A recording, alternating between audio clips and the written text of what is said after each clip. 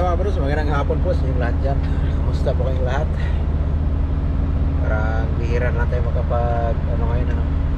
magkapag-upload o makapag-vlog sa mga biyahe natin. Minsan mga bros, medyo nagmamadali tayo sa biyahe. Tapos minsan gabi yung duty natin. Pangit naman pag mag-vlog tayo ng gabi, madilim. Kaya yan, may time ako nakapag-vlog ngayon kasi pagdating ko dito, kinakargahan pa lang. Wala pa, hindi pa kinargahan talaga. Hanggang doon pa lang to sa nakikita nyo dyan, yung mga puti na yan, mga trailer na yan.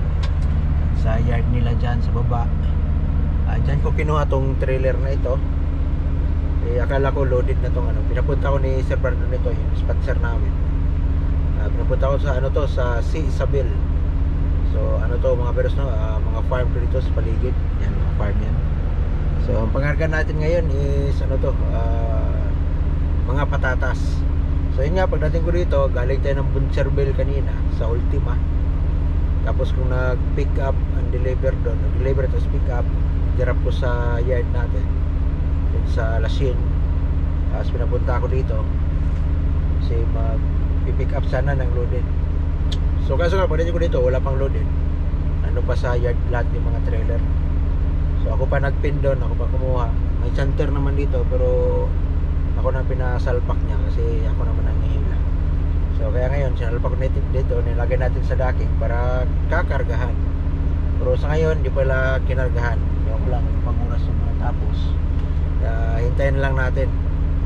Sabi ng Sir Brandon, hintayin na lang daw na matapos ito.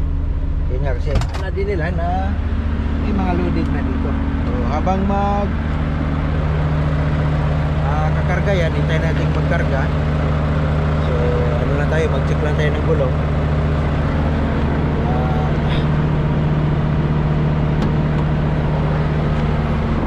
Maghihintay tayo. Check na natin yung gulong. Tapos natin itong na-print kanina, ilaw. Huwag itong ilaw, itong gulong na lang. Check na natin sa ilalim. Kung napansin yung mga bros, yung truck natin is iba na, kulay blue. Kaya kay Pedad, yung Pilipino dati, yung kabats ko. Kasi yung truck natin is nasira, nandun sa shop. Yan, pupukenta para, kasi nakailang beses na ako dito na nagpin ako ng trailer na may flat yung inner na gulong. Kaya sure natin na talagang pupupukin natin, kasi minsan di natin mapansin na flat pala yung inner na gulong. Kaya much better na pupukin talaga natin. Tapos yung ilalim, check natin yung mga balon, yung shock absorber, mga hose ito sa ilalim na wala mga nakalawit dyan, wala mga natatanggal. Itong side guard, kabilaan, right hand side, left hand side, sure natin yan, walang natatanggal na mga dyan, holder nya. Sa ilalim yan, sure natin na walang mga natatanggal din dyan.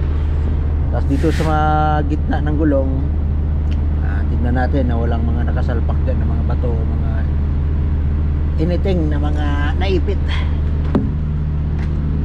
Tapos dito naman sa kabila, yan yung mga gulong, yung mga balon, booster, reno, itong mga hose, yan, intak yan lahat.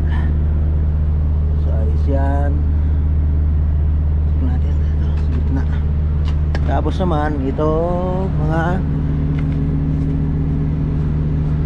stud, check na natin. Yan, tapos ito yung hangin to para sa gulong natin. Tapos sa kabila ito din to para sa hangin, para sa gulong. Tapos check natin stud natin isa-isa para sigurado, kasi nung last month yata yun, nung buwan yun, may natanggalan ng buong gulong. Dalawang gulong yata yun, isa yung single yata yun, natanggal talaga buo. Check na natin ito, mouse.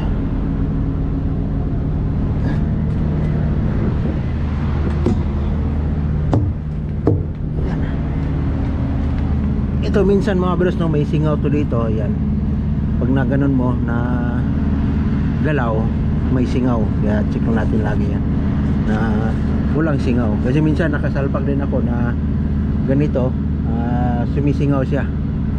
Kaya buti nga nandun pala ako sa yard. Kaya importante lagi yung may pre-trip talaga tayo dito.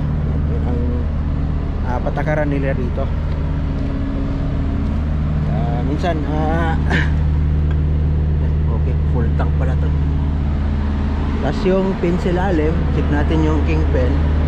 Yung lock yan, naka-lock siya, naka-engage. Tapos yung indicator, lock indicator yan, naka-engage siya, naka-salpak, nakalawit yan pag hindi siya naka-lock. So yan yung yard nila sa baba.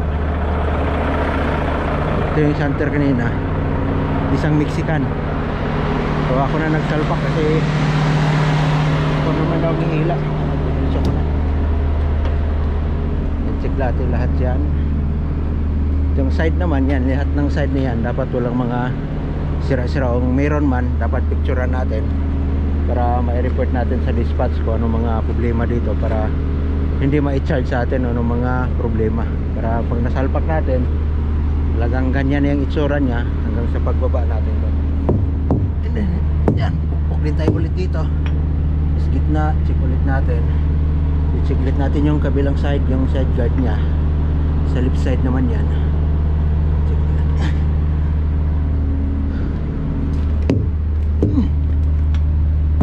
Yan, gas. Yung mga shock absorber niya. Okay. Ito yung mga balon niya.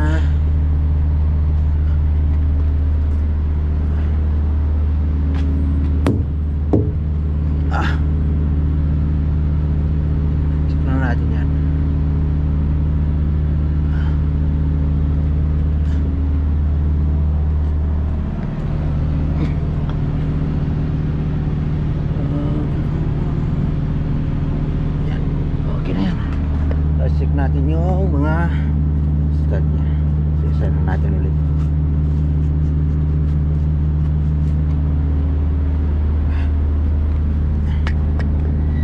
Kaya lagi tema yun, kinakarga na, gumagalaw na. Gumagalaw na. Umpisahan na.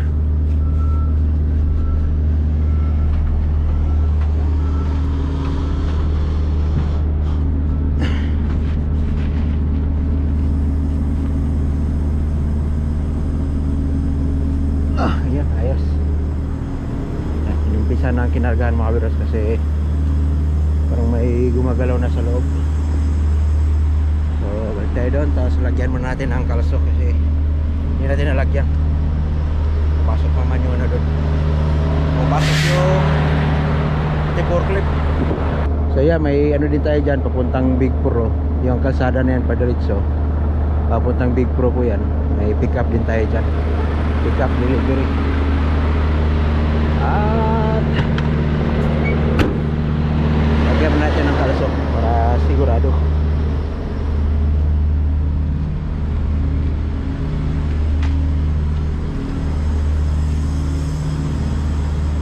So lagyan lang natin to.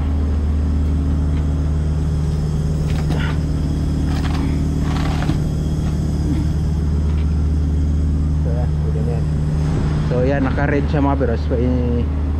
Ibig sabihin pag naka-red sa ano yan, nagkakarga. Nagkakarga sila. Tapos yung rampahan sa loob, naka-ano na yan, nakalagay dyan sa, nakadugtong na yan sa sahig ng trailer. So pag nagkulay green na yan, pag kulay green na yung ilaw na yan, ibig sabihin is tapos na.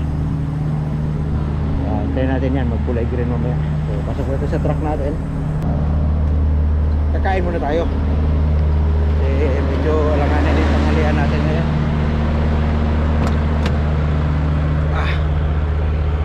Habang nagkakarga, magluluto muna tayo ng pinapakulo ako dito, nakalimutan ko pala.